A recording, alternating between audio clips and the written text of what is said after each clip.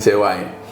Saya begitu lulus SMA berangkat ke Jakarta dan seterusnya, saya berpikir gimana saya caranya kuliah dan bagaimana saya bisa kerja di BRI.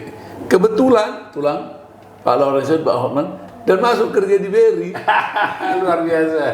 Dan cerita itu saya bawa, begitulah kehidupan itu. BRI itu waktu itu saya lihat mereka sudah terus nawarin kita, orang tua saya kredit kan. Ini setali mata uang nih cerita saya dengan UMKM.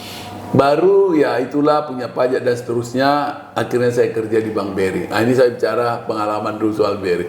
Kehidupan yang sama masa lalu saya dengan pertiga-tiga dengan para pedagang, ya saya jalankan lagi dalam kehidupan saya di Bank BRI.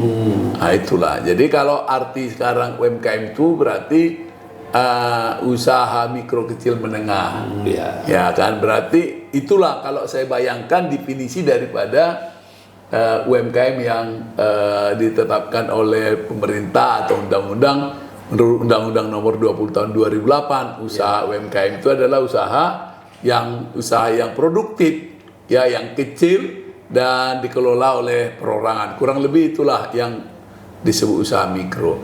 Itu jadi itu pengalaman dulu dan dasar-dasar usaha mikro.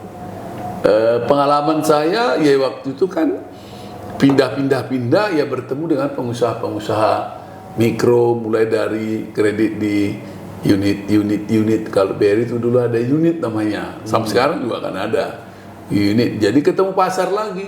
Kehidupan saya ketemu puluhan tahun ya, kalau ditarik dari lebih dari separuh hidup saya, hampir seluruh hidup saya di luar SMP ke bawah, ya hidup di mikro. Hidup di usaha kecil. Ya kita dulu pernah, kalau istilah di perbankan itu kita pernah jadi account officer lah ya. Jadi kita itu mulai dari kredit kecil dan seterusnya dan seterusnya. Itu dulu gambaran saya mengenai kehidupan saya dengan pengalaman saya di BRI. Lalu saya mau bahas juga soal UMKM ini. Saya gini, Pak Lawrence, Pak Doktor, dan Pak Hotman. Sebenarnya apa yang menarik dengan UMKM? UMKM menurut hemat saya adalah usaha yang menjamin kehidupan kita. Jadi bagaimana dengan pengusaha besar atau kontraktor atau pegawai? Kalau di UMKM, saya mendefinisikan dia pola hidup UMKM itu gini. Pengusaha UMKM harus punya uang setiap hari, omset harian.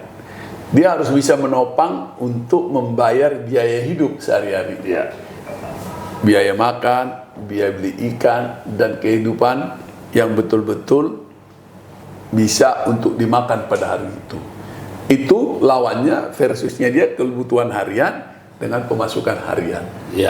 Itu definisi kecil kalau kita tarik praktek definisi UMKM dengan kehidupan kita. Lalu dia harus punya kebutuhan harian tadi dan kebutuhan mingguan. Kebutuhan mingguan kita itu apa sih? Kebutuhan mingguan itu salah satunya mungkin ada undangan. Ya kan? Ada undangan dan ada kegiatan anak-anak dan ada yang dibayar mingguan misalnya. Kalau kita belanja ada yang utang mingguan. Itulah itu juga harus ditopang oleh usaha yang liquid uangnya, fresh money. Jadi lalu ada usaha yang butuh pengeluaran bulanan. Bulanan bayar listrik, bayar telepon, pulsa, token. Nah, kalau UMKM itu bisa terpenuhi kebutuhan itu tiga jenis tadi itu, harian, mingguan, bulanan. Tapi kalau kita karyawan, dia hanya bisa menutupi yang bulanan aja, karena kita mengandalkan bulan. Kalau yang gajinya cukup mungkin nggak ada masalah. Tapi kalau yang pegawai kalau dibandingkan dengan pegawai kecil, pegawai mikro, kalau di apple to apple kita bandingkan pengusaha mikronya sama dengan pegawai yang level kecil, rendah lah dalam hal ini. Kan itu tidak akan cukup untuk kehidupannya. Mungkin dia tanggal 20 yang utang begitu gajian bertahan 10 hari tanggal 1 baru harus bayar. Nah, tetapi di usaha UMKM ini itu semua bisa dia penuhi. Mau dia pergi arisan, mau dia yang pengeluaran tahunan. Jadi pengeluaran harian, mingguan, bulanan, tahunan, bayar pajak, bayar PBB dan seterusnya. Kalau uang kita ada, uang tunai, kan ini yang harus mampu menopang itu.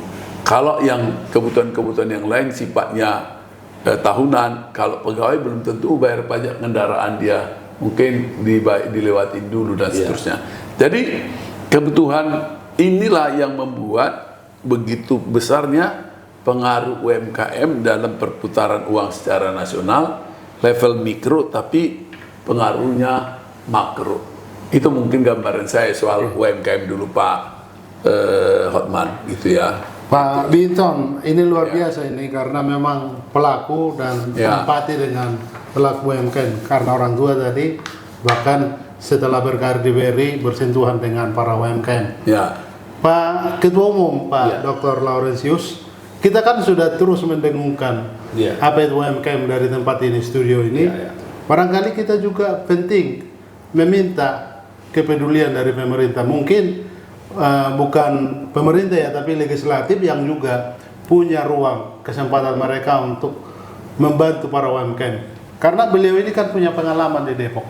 Barangkali ada Pak tambahkan. Betul, terima kasih nih Pak Binton ya. Pengalaman saya membina UMKM ini ya, termasuk dulu waktu saya masih aktif di BUMN. Memang UMKM ini kan kalau kita lihat data ya, pertama secara nasional jumlahnya hampir 64.500.000. Ya. Kemudian dia menciptakan lapangan pekerjaan 97%. Ya, betul. Kemudian kontribusi ke PDB hampir 61%. Ya. Kemudian jumlah total dari pengusaha, seluruh pengusaha kalau digabung dengan usaha besar dia 99,9%. Ya. Namun kalau kita lihat permasalahan UMKM itu yang kami udah identifikasi Pak, mudah-mudahan nanti bisa juga disuarakan di Dewan. Itu hampir sama, mau di daerah, mau di kota, UMKM itu ada umumnya 5 permasalahannya.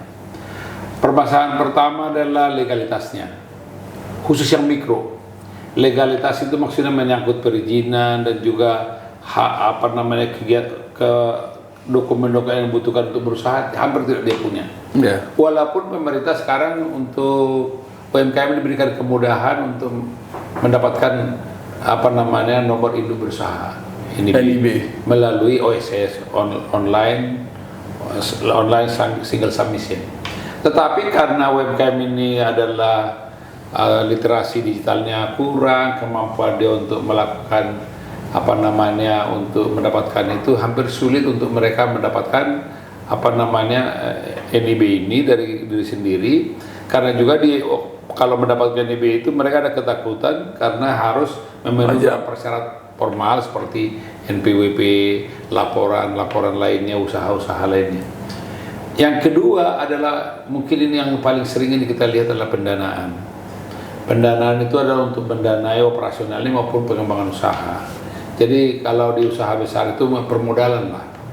Jadi pendanaan untuk usaha dia, tadi Bapak bilang bahwa memang betul UMKM ini kadang-kadang dia mendapatkan revenue tapi itu bukan untuk usaha tapi dimakan kan gitu ya. Paling selisihnya itu untuk usahanya. Jadi memang katakanlah dia mendapatkan pendapatan kalau yang kecil itu katakanlah 600.000 per hari, udah luar biasa itu. Tapi mungkin itu harus disisihkan adalah 200.000 untuk kebutuhan dia, berarti 400 untuk usahanya. Sehingga memang artinya pendapatan dan pengeluaran dari UMKM untuk usahanya dan biaya hidupnya bisa sama terus ya. Makanya UMKM level mikro itu begitu-begitu aja nggak berkembang. Karena memang di UMKM ini kan gini, antara biaya hidup dengan dia harus diberikan penghasilan nggak jelas. Jadi sebenarnya kalau usaha besar itu kan ini udah, kalau dia sebagai bekerja di usaha itu berarti usaha itu kan harus memberikan kontribusi untuk kompensasi kan gitu. Tapi di UMKM kan enggak.